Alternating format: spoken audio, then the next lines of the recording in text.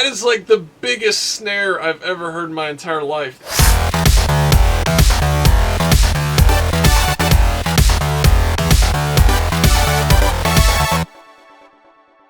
Hey everybody, what is up? I've got another reaction coming at you today. This time it is Sugar Free by T-ara, so let's jump right in and check this out.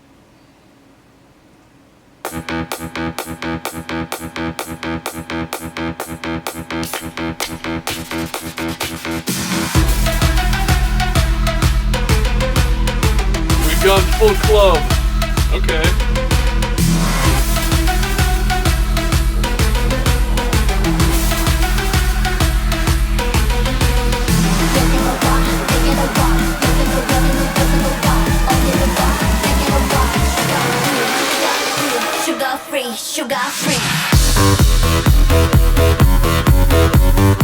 We're back into the usual T-ara beat.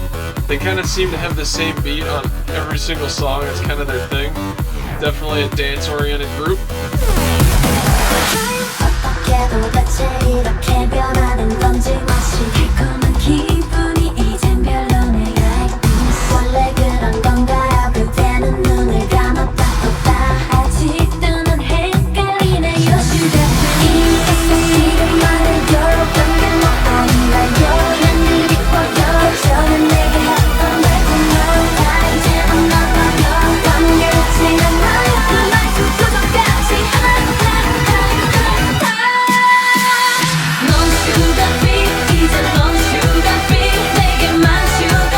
That snare was epic just now.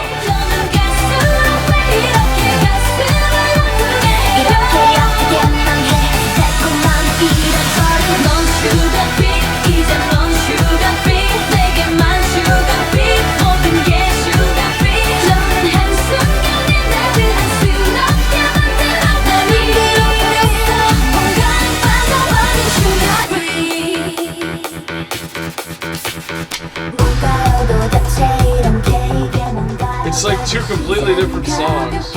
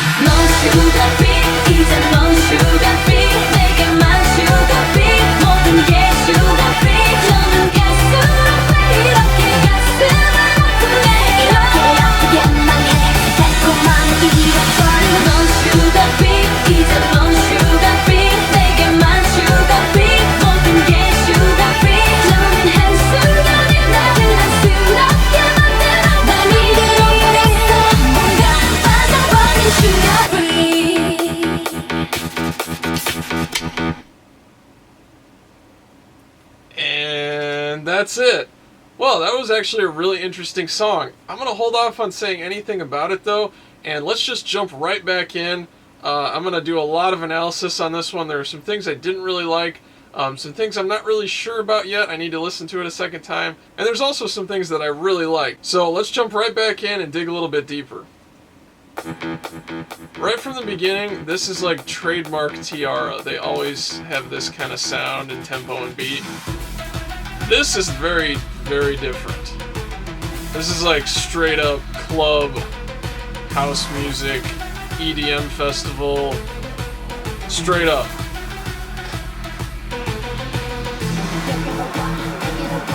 This too, this is a very, very classic EDM sounding build-up.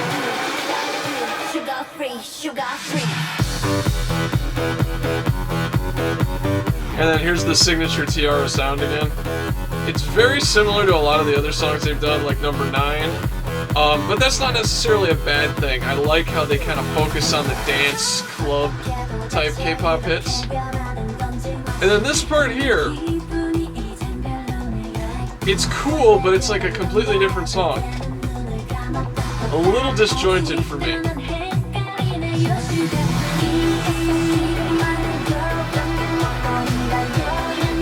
I just feel like it's two different songs that they spliced together. There wasn't like a factor that really tied it in.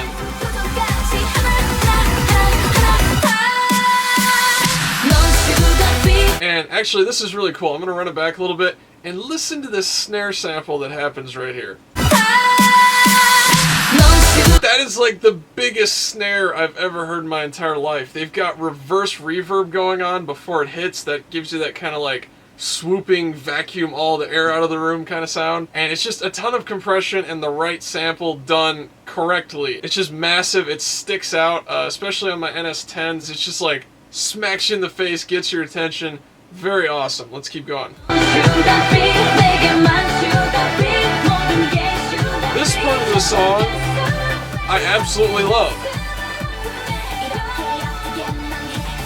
The only thing that I don't like right there in the chorus, let me run it back a little bit. The chord progression in the chorus is very, very cool. It's something that caught my ear right away, especially towards the end of the chorus. They do a very cool little turn with the chords, but unfortunately it's almost like an implied turn the way they did it. They didn't quite fully fill out the switch to that really epic and triumphant sounding chord there. So although all the previous chords are definitely going that way and someone's singing the lead part there, they didn't have all of the other stacked harmonies that really completed the chord, so your ear kind of fills it in. And it's a little bit of musical trickery because your ear expects to hear certain progressions, and that's kind of what they did here, but I would have liked to have them fill it out entirely because it's extremely epic and I think it really could have taken this song to another level. Let's listen to the chorus again. Just kind of listen to the movement of where the chords are going and kind of where it decides to go at the end, but it doesn't quite complete itself. It's just implied a little bit. Check it out.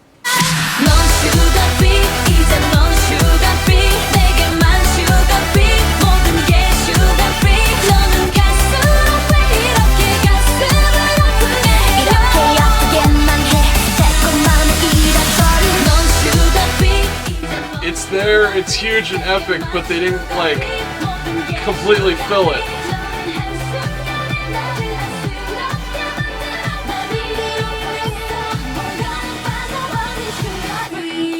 Little empty. And then this part, again, it's like another song. I don't know, I think they should have tied this part in with the rest of the song a little bit better. I don't know what you could really do to do that though.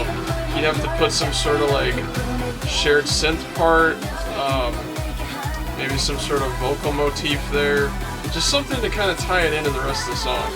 Also, before we go on to this next part, they did something here I want you guys to listen very carefully to. It's not so common in pop music, but it's very common in club music, house music, EDM music, and they used a very extended build-up before the chorus. You got like the whooshing sounds that are building, you have the constant snare that's kind of like urgent and getting faster and faster, and then they do a full dropout, massive snare, and then back into the chorus. It's something that's definitely more geared towards club music and not so much towards pop music, but they managed to sneak it in and it kind of works well for both genres, so take a listen.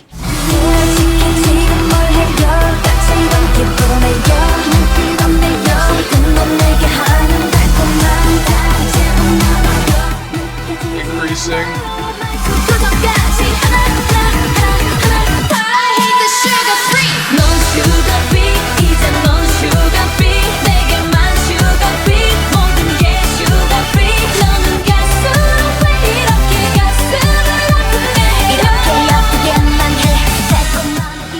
And again, they just kind of leave you hanging there.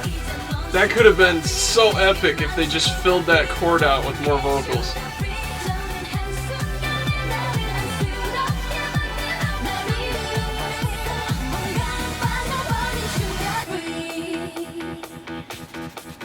like that side chain there. And then I gotta stop it here. While I'm listening to this, something in my brain just kind of went ding ding ding, warning, I've heard this before, and I couldn't figure it out, and I'm just listening here. And I was like, wait a second, that sounds very familiar. And then it dawned on me, this part right here sounds an awful lot like... So we've got... versus...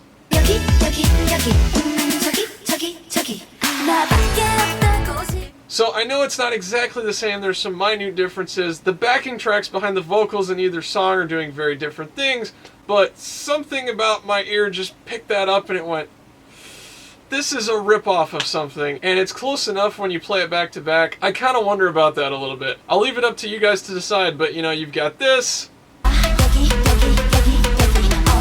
and then you've got this. No? Alright, anyway, moving on.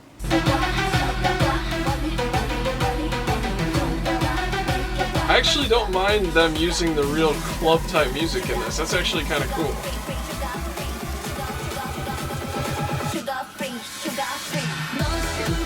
And then back into the chorus. So anyway, I really enjoyed this track. The vocals were very well done. The production, the mixing, and the mastering was extremely well done. You can definitely tell that they were aiming this song to be played in clubs, maybe at some music festivals, probably trying to target some DJs to do lots of remixes, so it gets a lot more airplay than just the regular K-pop TV, internet radio, etc. And I think that's really a good thing. There's some pretty cool stuff going on in EDM right now, so why not put K-pop and EDM together? I mean, you could do some cool things with it. And this song is a pretty good example of that. Other than the fact that that one section of the song just feels like it should have been in a completely different song altogether, and it would have been good in that song, it just didn't really fit with this song, and the fact that they kind of ripped off that part from Sistar, I really liked the track. The music video was cool, it wasn't anything extra special to me, it wasn't super memorable, but at the same time it kind of sets up that club or EDM festival type atmosphere, which is definitely what they were going for on this song. So I hope you guys enjoyed my review. Like, comment, subscribe, share on forums, share on Facebook, share on Twitter, please, if you like this video. That really helps us out, and I'll see you guys next time.